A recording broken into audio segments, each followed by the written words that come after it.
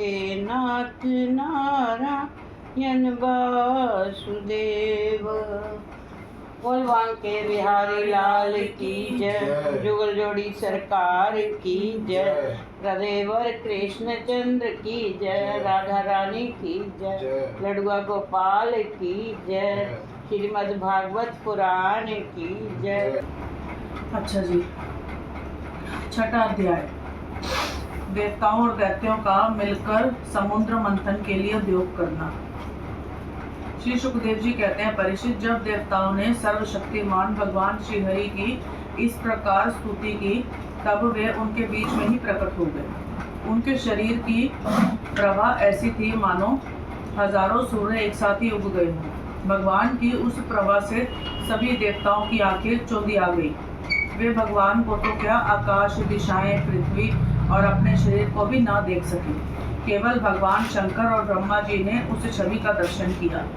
बड़ी ही सुंदर झांकी थी। मरकत मणि पन्ने के समान स्वच्छ श्यामल शरीर, कमल के भीतरी भाग के समान सुकुमार नेत्रों में लाल लाल डोरियां और चमकते हुए सुनहले रंग का रेशमी पीताम्बर। स्वर्गीय सुंदर शरीर के रोम रोम से प्रसन्नता फूटी पड़ी थी। धनुष के समान टेढ़ी गोहें और बड़ा ही सुंदर मुख, सिर पर महामणिमय किरीट और भुजाओं में बाजूबंद, कानों के झलकते हुए कुंडलों की चमक पड़ने से कपोल और भी सुंदर हो उठते थे, जिससे मुख कमल खिल उठता था। कमर में कर्दनी की लड़ियां, हाथों में कंगन, गले में हार और चरणों में नुपुर शोभायमान थे। वृक्ष स्थल पर लक्ष्मी और गले में कौस्तुभ मणि तथा वनमाला सुशोभित थी। भगवान के निज अस्त्र, सुदर्शन चक्र आदि मूर्तिमान होकर उनकी सेवा कर रहे थे। सभी देवताओं ने पृथ्वी पर गिरकर साष्टांग प्रणाम किया।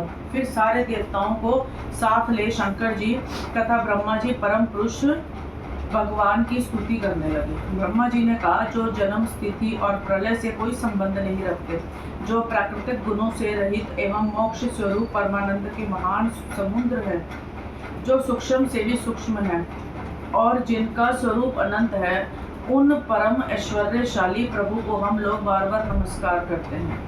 पुरुषोत्तम, अपना कल्याण चाहने वाले साधक वेदोक्त एवं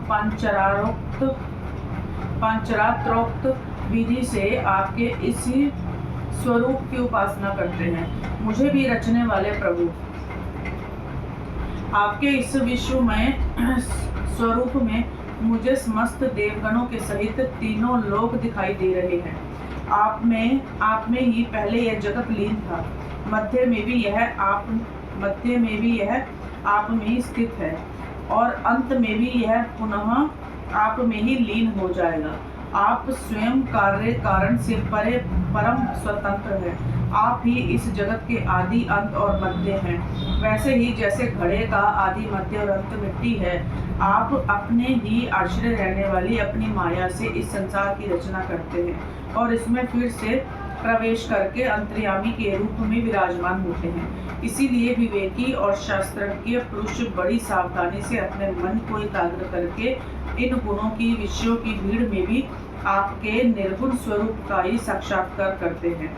जैसे मनुष्य युक्ति के द्वारा लकड़ी से आग, गो से अमृत के समान दूध, पृथ्वी से अन्न तथा जल और व्यापार से अपनी आजीविका प्राप्त कर लेते हैं, वैसे ही विवेकी पुरुष भी अपनी शुद्ध बुद्धि से भक्ति योग, ज्ञान योग आदि के द्वारा आपको इन विषयों में ही प्राप्त कर लेते हैं और अपनी अनुभूति के अनुसार आपका वर्णन भी करते हैं। कमल नाभ जिस प्रकार दावा अग्नि से झुलसता हुआ हाथी गंगा जल में डुबकी लगाकर सुख और शांति का अनुभव करने लगता है, वैसे ही आपके आविर्भाव से हम लोग परम सुखी और शांत हो गए हैं। स्वामी, हम लोग बहुत दिनों से आपके दर्शनों के लिए अत्यंत लालायित हो रहे थे। आप भी हमारे बाहर और भीतर की आत्मा हैं। हम सब लोकपाल जिस उद्देश्य से आपके चरणों की शरण में आए हैं, उसे आप कृपा करके पूर्ण कीजिए। आप सबके साक्षी हैं, अतः इस विषय में हम लोग आपसे क्या निवेदन करेंगे। प्रभु, मैं शंकर जी, अन्य देवता, ऋषि और तक्ष आदि प्रजापति सब के सब अग्नि से अलग हुई चिंगारी की तरह आपके ही अंश है और अपने को आपसे अलग मानते हैं। ऐसी स्थिति में प्रभु हम लोग समझ ही क्या सकते हैं। ब्राह्मण और देवताओं के कल्याण के लिए जो कुछ करना आवश्यक हो उसका आदेश आप ही दीजिए, और आप वैसा स्वयं कर भी लीजिए। श्री सुखदेव जी कहते हैं, ब्रह्मा आदि देवताओं ने इस प्रकार स्तुति करके अपनी सारी इंद्रियां रोक ली और सब बड़ी सावधानी के साथ हाथ जोड़कर खड़े हो गए। उनकी स्तुति सुनकर और उसी प्रकार उनके हृदय की बात जानकर भगवान मेघ के समान गंभीर वाणी से बोले, परीक्षित, समस्त देवताओं के तथा जगत के एकमात्र स्वामी भगवान अकेले ही उनका सब कार्य करने में समर्थ थे। फिर भी समुद्र मंथन आदि लीलाओं के द्वारा विहार करने की इच्छा से वे देवताओं को संबोधित करके इस प्रकार कहने लगे। श्री भगवान ने कहा, ब्रह्मा, शंकर और देवताओं, तुम लोग सावधान होकर मेरी सलाह सुनो। तुम्हारे कल्याण का यही उपाय है। इस समय असुरों पर काल की कृपा है, इसीलिए जब तक तुम्हारे अभ्युदय और उन्नति का समय नहीं आता, तब तक तुम दैत्य और दानवों के पास जाकर उनसे संधि कर लो। देवताओं, बड़ा कोई कार्य करना हो तो शत्रुओं से भी मेल मिलाप कर लेना चाहिए। यह बात अवश्य है कि काम बंद जाने पर उनके साथ सांप और चूहे वाला बर्ताव कर सकते हैं। तुम लोग बिना विलंब के अमृत निकालने का प्रयत्न करो। उसे पी लेने पर मरने वाला प्राणी भी अमर हो जाता है। पहले क्षीर सागर में सब प्रकार के घास, तिनके, लताएं और औषधियां डाल दो। फिर तुम लोग मंदराचल की मथानी और वासु की नाग की नेति बनाकर मेरी सहायता से समुद्र का मंथन करो। अब आलस्य और प्रमाद का समय नहीं है। देवताओं, विश्वास रखो, दैत्यों को तो मिलेगा केवल भ्रम और श्रम और कलेश, परंतु फल मिलेगा तुम्ही लोगों को। देवताओं, असुर लोग तुमसे जो जो चाहे सब स्वीकार कर लो। शांति से सब काम बन जाते हैं। क्रोध करने से कुछ नहीं होता। पहले समुद्र से कालकूट विष निकलेगा, उससे डरना नहीं। और किसी भी वस्तु के लिए कभी भी लोभ ना करना। पहले तो किसी वस्तु की कामना ही नहीं करनी चाहिए, परंतु यदि कामना हो और वह पूरी ना हो तो क्रोध तो करना ही नहीं चाहिए। श्री सुखदेव जी कहते हैं, परीक्षित, देवताओं का यह आदेश सुनकर पुरुषोत्तम भगवान उनके बीच में अंतर्ध्यान हो गए। वे सर्वशक्तिमान एवं परम स्वतंत्र जो ठहरे, उनकी लीला का रहस्य कौन समझे। उनके चले जाने पर ब्रह्मा और शंकर ने फिर से भगवान को नमस्कार किया और वे अपने अपने लोकों को चले गए। तदंतर इंद्रादि देवता राजा बलि के पास गए। देवताओं को बिना अस्त्र शस्त्र के सामने आते देख दैत्य सेनापतियों के मन में बड़ा शोक हुआ। उन्होंने देवताओं को पकड़ लेना चाहा, परंतु दैत्यराज बलि संधि और विरोध के अवसर को जानने वाले एवं पवित्र कीर्ति से संपन्न थे। उन्होंने दैत्यों को वैसा करने से रोक दिया। इसके बाद देवता लोग बलि के पास पहुंचे। बलि ने तीनों लोगों को जीत लिया था। वे समस्त संपत्तियों से सेवित एवं असुर सेनापतियों से सुरक्षित होकर अपने राज सिंहासन पर बैठे हुए थे। बुद्धिमान इंद्र ने बड़ी मधुर वाणी से समझाते हुए राजा बलि से वे सब बातें कही जिनकी शिक्षा स्वयं भगवान ने उन्हें दी थी। वह बात दैत्यराज बलि को जच गई। वहां बैठे हुए दूसरे सेनापति शंबर, अरिष्ट, नेमि और त्रिपुर निवासी असुरों को भी यह बात बहुत अच्छी लगी। तब देवता और असुरों ने आपस में संधि समझौता करके मित्रता कर ली और परिषद वे सब मिलकर अमृत मंथन के लिए पूर्ण उद्योग करने लगे। इसके बाद उन्होंने अपनी शक्ति से मंदराचल को उखाड़ लिया और ललकारते तथा गरजते हुए उसे समुद्र तट की ओर ले चले। उनकी भुजाएं परिग के समान थी। शरीर में शक्ति थी और अपने अपने बाल का घमंड तो था ही नहीं। अपने अपने बल का घमंड तो था ही, परंतु एक तो वह मंथर पर्वत ही बहुत भारी था और दूसरे उसे ले जाना भी बहुत दूर था। इससे इंद्र, बलि आदि सब के सब हार गए। जब ये किसी प्रकार भी मंथराचल को आगे न ले जा सके, तब विवश होकर उन्होंने उसे रास्ते में ही पटक दिया। वह सोने का पर्वत मंथराचल बड़ा भारी था। गिरते समय उसने बहुत से देवता और दानवों को चकनाचूर कर डाला। उन देवता और असुरों के हाथ, कमर और कंधे टूट ही गए थे, मन भी टूट गया। उनका उत्साह भंग हुआ देख गरुड़ पर चढ़े हुए भगवान सहसा वहीं प्रकट हो गए। उन्होंने देखा कि देवता और असुर पर्वत के गिरने से पिस गए हैं। अतः उन्होंने अपनी अमृतमय दृष्टि से देवताओं को इस प्रकार जीवित कर दिया मानो उनके शरीर में बिल्कुल चोट ही न लगी हो। इसके बाद उन्होंने खेल ही खेल में एक हाथ से उस पर्वत को उठाकर गरुड़ पर रख लिया और स्वयं भी सवार हो गए। फिर देवता और असुरों के साथ उन्होंने समुद्र तट की यात्रा की। पक्षीराज गरुड़ ने समुद्र के तट पर पर्वत को उतार दिया। फिर भगवान के विदा करने पर गरुड़ जी वहां चले गए। 7वां अध्याय समुद्र मंथन का आरंभ और भगवान शंकर का विषपान। श्री सुखदेव जी कहते हैं, परीक्षित देवता और असुरों ने नागराज वासुकी को यह वचन देकर कि समुद्र मंथन से प्राप्त होने वाले अमृत में तुम्हारा भी हिस्सा रहेगा, उन्हें भी सम्मिलित कर लिया। इसके बाद उन लोगों ने वासुकी नाग को नेति के समान मंदराचल में लपेटकर भली भांति उद्धत हो बड़े उत्साह और आनंद से अमृत के लिए समुद्र मंथन प्रारंभ किया। उस समय पहल अजीत भगवान वासुकी के मुख की ओर लग गए। इसीलिए देवता भी उधर ही आ जुटे, परंतु भगवान की यह चेष्टा दैत्य सेनापतियों को पसंद न आई।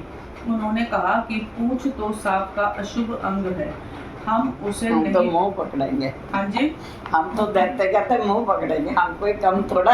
हाँ, पूंछ तो सांप का अशुभ अंग है, हम उसे नहीं पकड़ेंगे।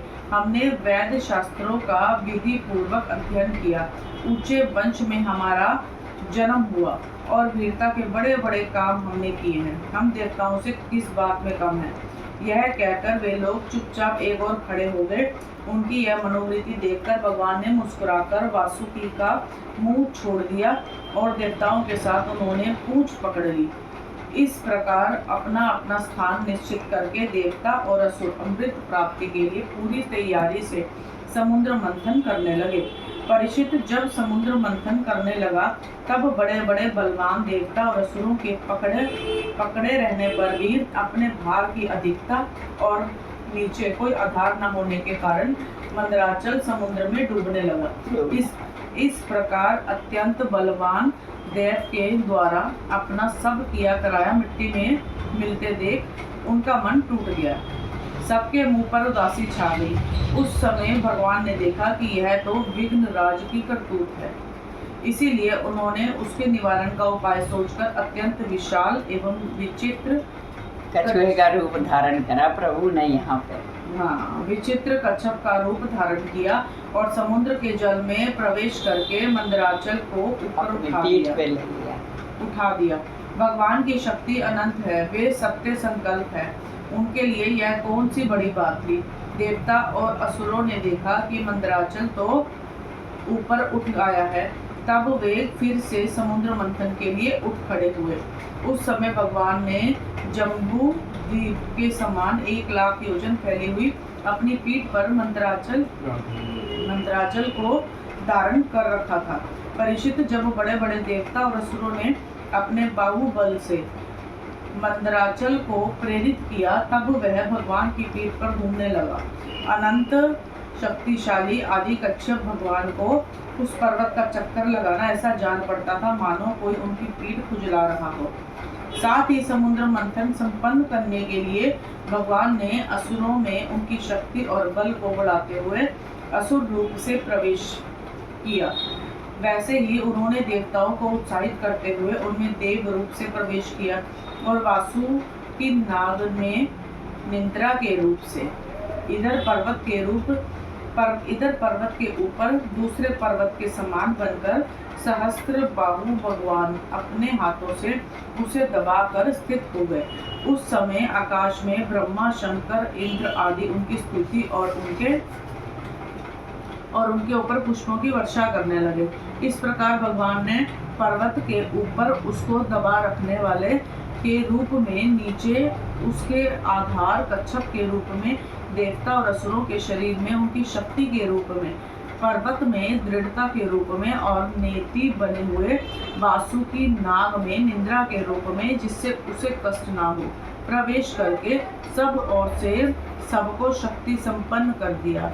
अब वे अपने बल के मद से उन्मत्त होकर मंदराचल के द्वारा बड़े वेग से समुद्र मंथन करने लगे। उस समय समुद्र और उसमें रहने वाले मगर, मछली आदि जीव शुद्ध हो गए। नागराज वासुकी के हजारों कठोर नेत्र, मुख और श्वासों से विष की आग निकलने लगी। उनके धुएं से कोलोम, कालेय, बलि, अलवल आदि असुर निस्तेज हो गए। उस समय वे ऐसे जान पड़ते थे मानो दवा नल से झुलसते हुए साखू के पेड़ खड़े हों। देवता भी उससे न बच सके। वासुकी के श्वास की लपटों से उनका भी तेज फीका पड़ गया। वस्त्र, माला, कवच एवं मुख धूमिल हो गए। उनकी यह दशा देखकर भगवान की प्रेरणा से बादल देवताओं के ऊपर वर्षा करने लगे एवं वायु समुद्र की तरंगों का स्पर्श करके शीतलता और सुगंधि का संचार करने लगी। इस प्रकार देवता और असुरों के समुद्र मंथन करने पर भी जब अमृत न निकला, तब स्वयं अजित भगवान समुद्र मंथन करने लगे। मेघ के समान सावले शरीर पर सुनहला पीतांबर, कानों में बिजली के समान चमकते हुए कुंडल, सर पे लहराते हुए घुंघराले बाल, नेत्रों में लाल लाल रेखाएं और गले में वनमाला सुशोभित हो रही थी। संपूर्ण जगत को अभेदान करने वाले अपने अपने विश्व विजय भुज दंडों से वासुकी नाग को पकड़कर तथा कूर्म रूप से पर्वत को धारण कर जब भगवान मंदराचल की मथानी से समुद्र मंथन करने लगे, उस समय वे दूसरे पर्वतराज के समान बड़े ही सुंदर लग रहे थे। जब अजित भगवान ने इस प्रकार समुद्र मंथन किया, तब समुद्र में बड़ी खलबली मच गई। मछली, मगर, सांप और कछुए भयभीत होकर ऊपर आ गए और इधर उधर भागने लगे। तिमी, तिमिगिल आदि मत्स्य, समुद्र हाथी और ग्राहा व्याकुल हो गए। उसी समय पहले पैल हलाहल नाम का अत्यंत उग्र विष निकला। वह अत्यंत उग्र विष दिशा विदिशा में ऊपर नीचे सर्वत्र उड़ने और फैलने लगा। इस असहाय विष से बचने का कोई उपाय भी तो न था। भयभीत होकर संपूर्ण प्रजा और प्रजापति किसी के द्वारा त्राण न मिलने पर भगवान सदाशिव की शरण में गए। भगवान शंकर सजीति के साथ कैलाश पर्वत पर विराजमान थे। बड़े बड़े ऋषि मुनि उनकी सेवा कर रहे थे। वे वहां तीनों लोकों के अभ्युदय और मोक्ष के लिए तपस्या कर रहे थे। प्रजापतियों ने उनका दर्शन करके उनकी स्तुति करते हुए उन्हें प्रणाम किया। प्रजापतियों ने भगवान शंकर की स्तुति की। देवताओं के आराध्य देव महादेव, आप समस्त प्राणियों के आत्मा और उनके जीवन दाता हैं। हम लोग अब आपकी शरण में आए हैं। त्रिलोकी को भस्म करने वाले इस उग्र विष से आप हमारी रक्षा कीजिए। सारे जगत को बांधने और मुक्त करने में एकमात्र आप ही समर्थ हैं। इसीलिए विवेकी पुरुष आपकी ही आराधना करते हैं, क्योंकि आप शरणागत की पीड़ा नष्ट करने वाले एवं जगत गुरु हैं। प्रभु, अपनी गुणमयी शक्ति से इस जगत की सृष्टि, स्थिति और प्रलय करने के लिए आप अनंत एक रस होने पर भी ब्रह्मा, विष्णु, शिव आदि नाम धारण कर लेते हैं। आप स्वयं प्रकाश हैं। इसका कारण यह है कि आप परम रहस्यमय ब्रह्म तत्व हैं। जितने भी देवता, मनुष्य, पशु, पक्षी आदि सत अथवा असत चराचर प्राणी हैं, उनको जीवन दान देने वाले आप ही हैं। आपके अतिरिक्त सृष्टि भी और कुछ नहीं है, क्योंकि आप आत्मा हैं। अनेक शक्तियों द्वारा आप ही जगत रूप में भी प्रतीत हो रहे हैं, क्योंकि आप ईश्वर हैं, सर्वसमर्थ हैं।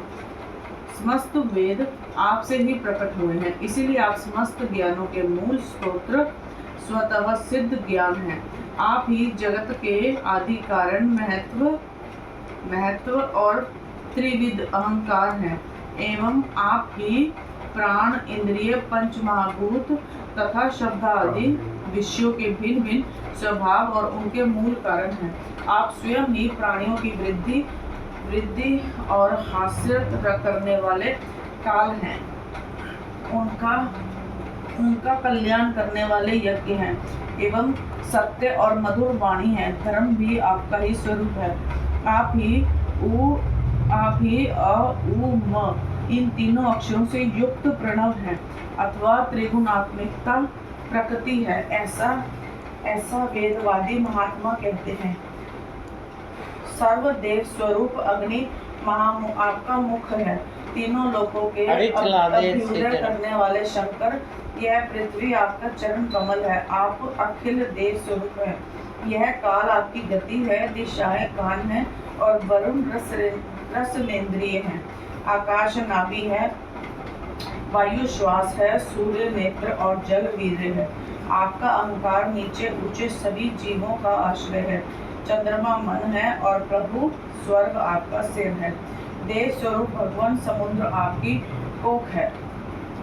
पर्वत हड्डियां हैं, सब प्रकार की औषधियां और घास आपके रोम हैं। गायत्री आदि छंद आपकी सातों धातुएं हैं और सभी प्रकार के धर्म आपके हृदय हैं। स्वामीन, सधो, जाति आदि 5 उपनिषद ही आपके तत्पुरुष, अघोर, सदोजात, वामदेव और ईशान नामक 5 मुख हैं। उन्हीं के पदच्छेद से 38 कलात्मक मंत्र निकले हैं। आप जब समस्त प्रपंच से उपरत होकर अपने स्वरूप में स्थित हो जाते हैं, तब उसी स्थिति का नाम होता है शिव। वास्तव में वही स्वयं प्रकाश परमार्थ तत्व है। अधर्म की दंभ, लोभ आदि तरंगों में आपकी छाया है, जिनसे विविध प्रकार की सृष्टि होती है। वे सत्व, रज और तम आपके 3 नेत्र हैं। प्रभु, गायत्री आदि छंद रूप सनातन वेद ही आपका विचार है, क्योंकि आप ही सांख्य आदि समस्त शास्त्रों के रूप में स्थित हैं और उनके कर्ता भी हैं। भगवान आपका परम ज्योतिर्मय स्वरूप स्वयं ब्रह्म है। उसमें न तो रजोगुण, तमोगुण एवं सत्वगुण है और न किसी प्रकार का भेदभाव भी। आपके उस स्वरूप को सारे लोकपाल, यहाँ तक कि ब्रह्मा, विष्णु और देवराज इंद्र भी नहीं जान सकते। आपने कामदेव, दक्ष के यज्ञ, त्रिपुरासुर और कालकूट विष, जिसको आप अभी अभी अवश्य पी जाएंगे, और अनेक जीवद्रोही असुरों को नष्ट कर दिया है। परंतु यह कहने से आपकी कोई स्तुति नहीं होती, क्योंकि प्रलय के समान आपका बनाया हुआ यह विश्व आपके ही नेत्र से निकली हुई आग की चिंगारी एवं लपट से जलकर भस्म हो जाता है, और आप इस प्रकार ध्यान मग्न रहते हैं कि आपको इसका पता ही नहीं चलता। जीवन मुक्त आत्मा राम पुरुष आपके हृदय में आपके युगल चरणों का ध्यान रखते रहते हैं, तथा आप स्वयं भी निरंतर ज्ञान और तपस्या में ही लीन रहते हैं। फिर भी सती के साथ रहते देखकर जो आपको असक्त एवं शमशानवासी होने के कारण उग्र अथवा निष्ठुर बतलाते हैं, वे मूर्ख आपकी लीलाओं का रहस्य भला क्या जाने। उनका वैसा कहना निर्लज्जता से भरा है। इस कार्य और कारण रूप जगत से परे माया है, और माया भी अत्यंत परे आप है, और माया से भी अत्यंत परे आप हैं। इसीलिए प्रभु आपके अनंत स्वरूप का साक्षात ज्ञान प्राप्त करने में सहसा ब्रह्मा आदि भी समर्थ नहीं होते। फिर स्तुति तो कर ही कैसे सकते हैं। ऐसी अवस्था में उनके पुत्रों के पुत्र हम लोग कह ही क्या सकते हैं। फिर भी अपनी शक्ति के अनुसार हमने आपका कुछ गुणगान किया है। हम लोग तो केवल आपके इसी लीला विहारी रूप को देख रहे हैं, आपके परम स्वरूप को हम नहीं जानते। महेश्वर यद्यपि आपकी लीलाएं अव्यक्त हैं, फिर भी संसार का कल्याण करने के लिए आप व्यक्त रूप से भी रहते हैं। श्री सुखदेव जी कहते हैं, परीक्षित, प्रजा का यह संकट देखकर समस्त प्राणियों के अकारण बंधु देवादि देव भगवान शंकर के हृदय में कृपावश बड़ी व्यथा हुई। उन्होंने अपनी प्रिया सती से यह बात कही। शिव जी ने कहा, देवी, यह बड़े खेद की बात है। देखो तो सही, समुद्र मंथन से निकले हुए कालकूट विष के कारण प्रजा पर कितना बड़ा दुख आ पड़ा है। ये बेचारे किसी प्रकार अपने प्राणियों की रक्षा करना चाहते हैं, अपने प्राणों की रक्षा करना चाहते हैं। इस प्रकार मेरा यह कर्तव्य है कि मैं इन्हें निर्भय कर दूं। जिनके पास शक्ति सामर्थ्य है, उनके जीवन की सफलता इसी में है कि वे दीन दुखियों की रक्षा करें। सज्जन पुरुष अपने क्षण भंगुर प्राणों की बलि देकर भी दूसरे प्राणियों के प्राण की रक्षा करते हैं। कल्याणी अपने ही मोह की माया में फंसकर संसार के प्राणी मोहित हो रहे हैं और एक दूसरे से वैर की गांठ बांधे बैठे हैं। उनके ऊपर जो कृपा करता है, उस पर सर्वात्मा भगवान श्री कृष्ण प्रसन्न होते हैं, और जब भगवान प्रसन्न हो जाते हैं, तब चराचर जगत के साथ में मैं भी प्रसन्न हो जाता हूँ। इसीलिए अभी अभी मैं इस विष को भक्षण करता हूँ, जिससे मेरी प्रजा का कल्याण हो। श्री सुखदेव जी कहते हैं, विश्व के जीवन दाता भगवान शंकर इस प्रकार सती देवी से प्रस्ताव करके उस विष को खाने के लिए तैयार हो गए। देवी तो उनका प्रभाव जानती ही थी। उन्होंने हृदय से इस बात का अनुमोदन किया। भगवान शंकर बड़े कृपालु हैं, उन्हीं की शक्ति से समस्त प्राणी जीवित रहते हैं। उन्होंने इस तीक्ष्ण हालाहल विष को अपनी हथेली पर उठाया और भस्म कर दिया। वह विष जल का पाप मल था। उसने शंकर जी पर भी अपना प्रभाव प्रकट कर दिया।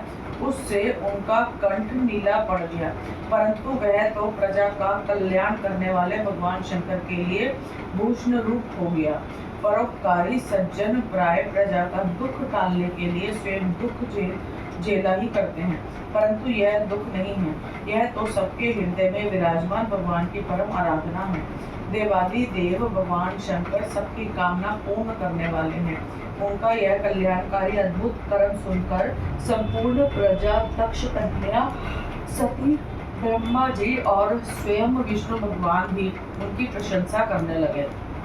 जिस समय भगवान शंकर विषपान कर रहे थे, उस समय उनके हाथ से थोड़ा सा विष टपक पड़ा था। उसे बिच्छू, सांप और अन्य विषैली जीवों ने एवं विषैली औषधियों ने ग्रहण कर लिया। 8वां अध्याय, समुद्र से अमृत का प्रकट होना और भगवान का मोहिनी अवतार ग्रहण करना। समुद्र से अमृत का प्रकट होना और भगवान का मोहिनी अवतार ग्रहण करना। श्री सुखदेव जी कहते हैं, इस प्रकार जब भगवान शंकर ने विष पी लिया, तब देवता और असुरों की बड़ी प्रसन्नता हुई। वे फिर नए उत्साह से समुद्र मथने लगे। तब समुद्र से कामधेनु प्रकट हुई। वह अग्निहोत्र की सामग्री उत्पन्न करने वाली थी। इसलिए ब्रह्मलोक तक पहुंचाने वाले यज्ञ के लिए उपयोगी पवित्र घी, दूध आदि प्राप्त करने के लिए ब्रह्मवादी ऋषियों ने उसे ग्रहण किया। उसके बाद उच्चैःशवा नाम का घोड़ा निकला। वह चंद्रमा के समान श्वेत वर्ण का था। बलि ने उसे लेने की इच्छा प्रकट की। इंद्र ने उसे नहीं चाहा क्योंकि भगवान ने उसे पहले से ही सिखा रखा था। तदंतर ऐरावत नाम का श्रेष्ठ हाथी निकला। उसके बड़े बड़े 4 दांत थे, जो उज्ज्वल वर्ण कैलाश की शोभा को भी मात करते थे। तत्पश्चात कौस्तुभ नामक मणि, हाँ जी कौस्तुभ नामक मणि निकली। नामक पदराग मणि समुद्र से निकली। उस मणि को अपने हृदय पर धारण करने के लिए अजित भगवान ने लेना चाहा। परीक्षित, इसके बाद स्वर्ण लोक की शोभा बढ़ाने वाला कल्प वृक्ष निकला। वह याचकों की इच्छाएं उनकी इच्छित वस्तु देकर वैसे ही पूर्ण करता रहता है, जैसे पृथ्वी पर तुम सबकी इच्छाएं पूर्ण करते हो। तत्पश्चात अप्सराएं प्रकट हुई। वे सुंदर वस्त्रों से सुसज्जित एवं गले में स्वर्ण हार पहने हुए थी। वे अपनी मनोहर चाल और विलास भरी चित्तवन से देवताओं को सुख पहुंचाने वाली हुई।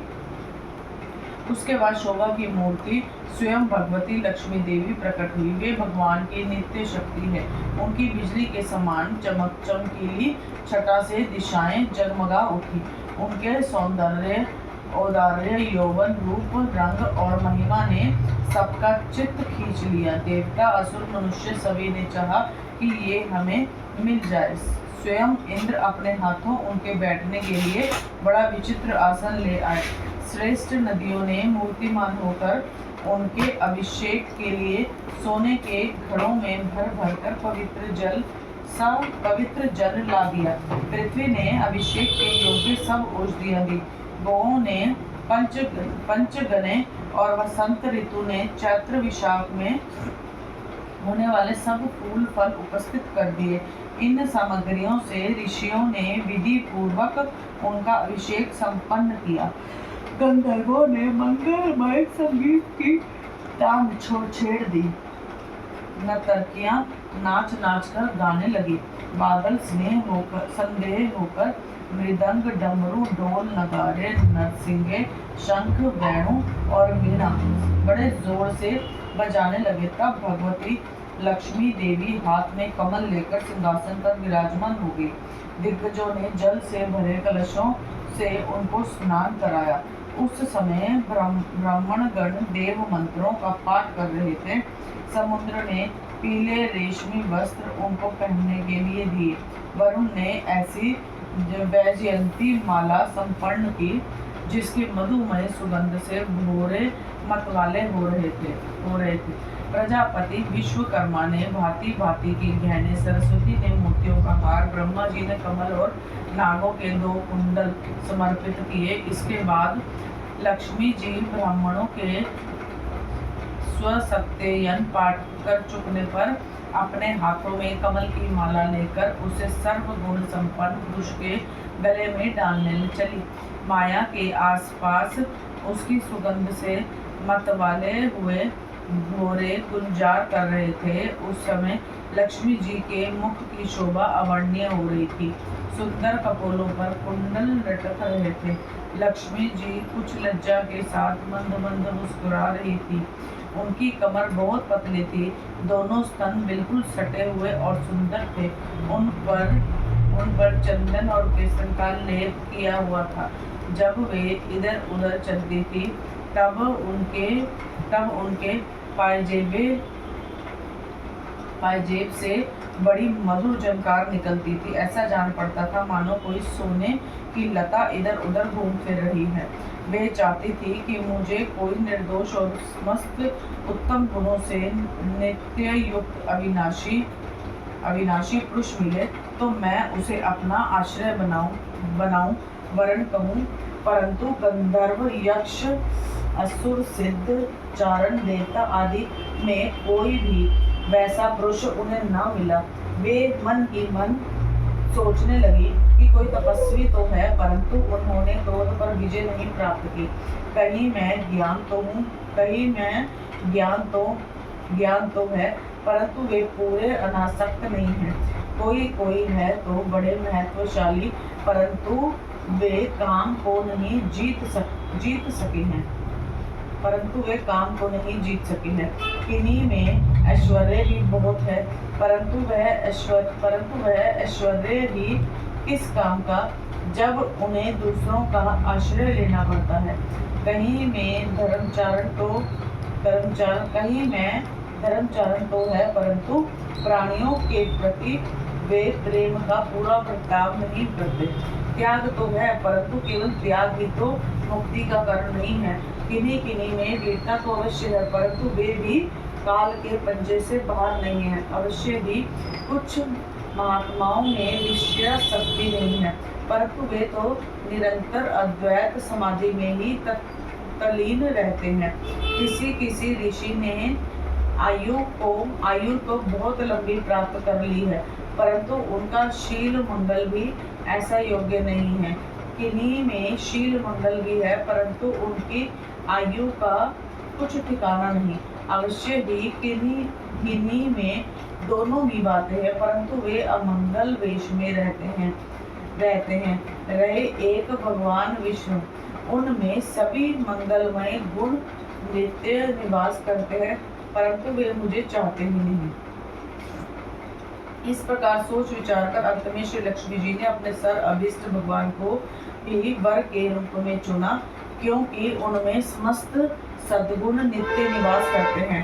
प्राकृतिक गुण उनका स्पर्श नहीं कर सकते और अनिमा आदि समस्त गुण उनको चाहा करते हैं, परंतु वे किसी की भी अपेक्षा नहीं रखते। वास्तव में लक्ष्मी जी के एकमात्र आश्रय भगवान ही हैं। इसी से उन्होंने उन्हीं को वरण किया। लक्ष्मी जी ने भगवान के गले में वह नवीन कमलों की सुंदर माला पहना दी, जिसके चारों ओर झुंड के झुंड मतवाले मधुर पर गुंजार कर रहे थे। इसके बाद लज्जापूर्ण मुस्कान और प्रेम पूर्ण चितवन से अपने निवास स्थान उनके बख्शिश स्थल को देखते ही वे उनके पास ही खड़ी हो गई। जगत पिता भगवान ने जग जननी समस्त संपत्तियों की अधिष्ठात्र देवता श्री लक्ष्मी जी को अपने वृक्ष स्थल पर ही सर्वदा निवास करने का स्थान दिया। लक्ष्मी जी ने वहां विराजमान होकर अपनी करुणा भरी चितवन से तीनों लोकपति और अपनी प्यारी प्रजा की अभिवृद्धि की। उस समय शंख, तुरही, मृदंग आदि बाजे बजने लगे। गंधर्व अप्सराओं के साथ नाचने गाने लगे। इससे बड़ा भारी शब्द होने लगा। ब्रह्मा, रुद्र, अंगिरा आदि सब प्रजापति पुष्प वर्षा करते हुए भगवान के गुण स्वरूप और लीला आदि के यथार्थ वर्णन करने वाले मंत्रों से उनकी स्तुति करने लगे। देवता, प्रजापति और प्रजा सभी लक्ष्मी जी की कृपा दृष्टि से शील आदि उत्तम गुणों से संपन्न होकर बहुत सुखी हो गए। परीक्षित, इधर जब लक्ष्मी जी ने दैत्य और दानवों की उपेक्षा कर दी, तब वे लोग निर्मल, उद्योग रहित, निर्लज और लोभी हो गए। इसके बाद समुद्र मंथन करने पर कमल नयना कन्या के रूप में वारुणी देवी प्रकट हुई। भगवान की अनुमति से दैत्यों ने उसे ले लिया। तदंतर महाराज, देवता और असुरों ने अमृत की इच्छा से जब और भी समुद्र मंथन किया, तब उसमें से एक अत्यंत अलौकिक पुरुष प्रकट हुआ। उनकी भुजाएं लंबी एवं मोटी थी। उसका गला शंख के समान उतार चढ़ाव वाला था और आंखों में ललिमा थी। शरीर का अंग बड़ा सुंदर और सावला था। गले में माला, अंग सब प्रकार के आभूषणों से सुसज्जित। शरीर पर पीतांबर, कानों में चमकीले मणियों के कुंडल, चौड़ी छाती, तरुण अवस्था, सिंह के समान पराक्रम, अनुपम सौंदर्य, चिकने और घुंघराले बाल लहराते हुए उस पुरुष की छवि बड़ी अनोखी थी। उसके हाथों में कंगन और अमृत से भरा हुआ कलश था। वह साक्षात विष्णु भगवान के अंशांश अवतार थे। वे ही आयुर्वेद के प्रवर्तक और प्रजभोक्ता दंतरी के नाम से सुप्रसिद्ध हुए। जब दैत्यों की दृष्टि उन पर तथा उनके हाथ में अमृत से भरे हुए कलश पर पड़ी, तब उन्होंने शीघ्रता से बलात् उस अमृत के कलश को छीन लिया। वे तो पहले से ही इस ताक में थे कि किसी तरह समुद्र मंथन से निकली हुई सभी वस्तुएं हमें मिल जाए। जब असुर उस अमृत से भरे कलश को छीन ले गए, तब देवताओं का मन विषाद से भर गया। अब वे भगवान की शरण में आए। उनकी दीन दशा देखकर भक्त वांछा कल्पतरु भगवान ने कहा, देवताओं, तुम लोग खेद मत करो। मैं अपनी अपनी माया से उनमें आपस में फूट डालकर अभी तुम्हारा काम करा देता हूँ। परीक्षित, अमृत लोलुप दैत्यों में उसके लिए आपस में झगड़ा खड़ा हो गया। सभी कहने लगे, पहले मैं पाऊं, पहले मैं पीऊंगा, पहले मैं, तुम नहीं। उनमें जो दुर्लभ थे वे उन बलवान दैत्यों का विरोध करने लगे, जिन्होंने कलश छीनकर अपने हाथ में कर लिया था। वे ईर्ष्यावश धर्म की दुहाई देकर उनको रोकते और बार बार कहने लगे कि भाई, देवताओं ने भी हमारे बराबर ही परिश्रम किया है, उनको भी यज्ञ भाग के समान इसका भाग मिलना ही चाहिए। यही सनातन धर्म है। इस प्रकार इधर दैत्यों में तू मैं हो रही थी और उधर सभी उपाय जाने वालों के स्वामी चित्तुर शिरोमणि भगवान ने अत्यंत अद्भुत और अवर्णनीय स्त्री का रूप धारण किया। शरीर का रंग नील कमल के समान श्याम एवं देखने ही योग्य था। अंग प्रत्यंग बड़े ही आकर्षक थे। दोनों कान बराबर और कर्ण फूल से सुशोभित थे। सुंदर कपोल, ऊंची नसिका और रमणीय मुख, नई जवानी के कारण स्तन भरे हुए थे और उन्हीं के भार से कमर पतली हो गई थी। मुख से निकलती हुई सुगंध के प्रेम से गुनगुनाते हुए भौरे उस पर टूट पड़ते थे, जिससे नेत्रों में कुछ घबराहट का भाव आ जाता था। अपने लंबे केशपाशों में उन्होंने खुले हुए बेल के पुरुषों की माला गूंद रखी थी। सुंदर गले में कंठ के आभूषण और सुंदर भुजाओं में आभूषण सुशोभित थे। चरणों के नूपुर मधुर ध्वनि से रुंझुन कर रहे थे और स्वच्छ गाड़ी से ढके हुए नितंब द्वीप पर शोभायमान करधनी अपनी अनूठी छटा छिटका रही थी। अपनी सलज्ज मुस्कान नाचती हुई तिरछी भौहें और विलास भरी चितवन से मोहिनी रूपधारी भगवान दैत्य सेनापतियों के चित्त में बार बार कामोद्दीपन करने लगे। 9वां अध्याय, मोहिनी रूप से भगवान के द्वारा अमृत बांटा जाना।